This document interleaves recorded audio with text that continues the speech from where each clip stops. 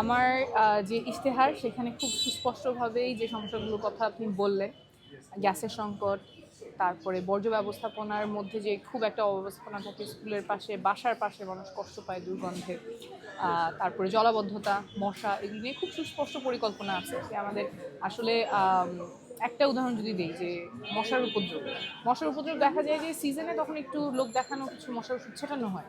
সেটার পরিবর্তে আমরা যেটা প্রস্তাব করছি যেটা হচ্ছে সারা বছরই একটা ডেঙ্গু স্কোয়াড থাকবে, যেখানে একদম মডার্ন ইকুইপমেন্টস দিয়ে উই উইল প্রিভেন্ট, যাতে এই উপদ্রবটা না হয়, হওয়ার আগেই যাতে আমরা এটা কন্ট্রোল করতে পারি সেজন্য পদক্ষেপ নিব।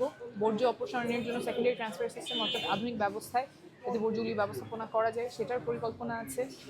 এবং রাস্তাঘাট বলেন, গ্যাস বলেন, আসলে আমার যে এলাকা ঢাকা নয়ে এই সেবাগুলো সবসময়ই অবহেলিত থেকেছে।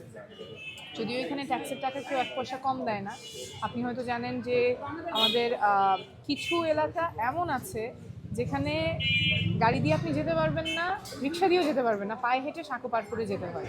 কিন্তু তারা সিটি কর্পোরেশনের আন্ডারে তাদের হোল্ডিং ট্যাক্স পর্যন্ত দিতে হয়। হোল্ডিং ট্যাক্স দিতে হয়, কিন্তু রাস্তাটা ওনারা নিজেরা টাকা দিয়ে 2 লাখ টাকা দিয়ে রাস্তা বানাচ্ছেন, সাঁকো নিজেরা মেরামত করছেন, পানি নিজেরা ডিপ টিউবওয়েল থেকে নিতেছেন, পানির ব্যবস্থা নাই, সিওরেজ ব্যবস্থা নাই, অথচ সিটি কর্পোরেশন আন্ডারে হোল্ডিং ট্যাক্স তারা প্রতি মাসে দিচ্ছেন।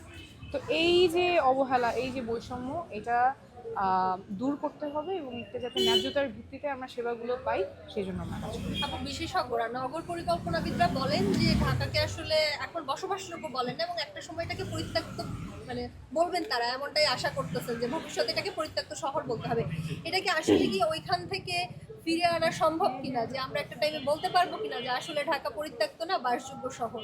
বাসযোগ্য শহর তো আমাদের গড়ে তুলতে হবে, সবাই মিলেই গড়ে তুলতে হবে। এবং এই যে অব্যবস্থাপনাগুলো আছে, সমন্বয়হীনতা আছে, জবাবদিহিতা নাই, এই পরিবর্তনগুলো যদি আমরা করতে পারি, যেখানে জবাবদিহিতা থাকবে, সমন্বয় থাকবে এবং অ্যাকচুয়ালি বাসযোগ্য আমাদের শহরটা করার জন্য সবাই প্রতিশ্রুতিবদ্ধ হবেন এবং বাস্তবায়ন হবে পরিকল্পনাগুলোর, তখন আমরা সবাই মিলে একটা সুন্দর শহরে বসবাস করতে পারবো। আমরা কিভাবে বুঝবো? সবাই তো